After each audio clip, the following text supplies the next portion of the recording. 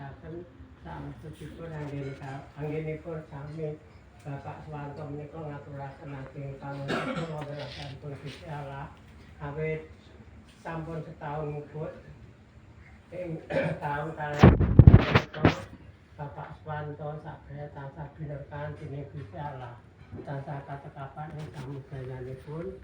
kula mekaten Bapak Swanto sadaya ngaturaken ageng panusyukur wonten Gusti Allah ingkang sineksanan dening para bapak lan para diri menika ingkang kaping sepisan ingkang kaping kalih Bapak Swanto ingkang menika ing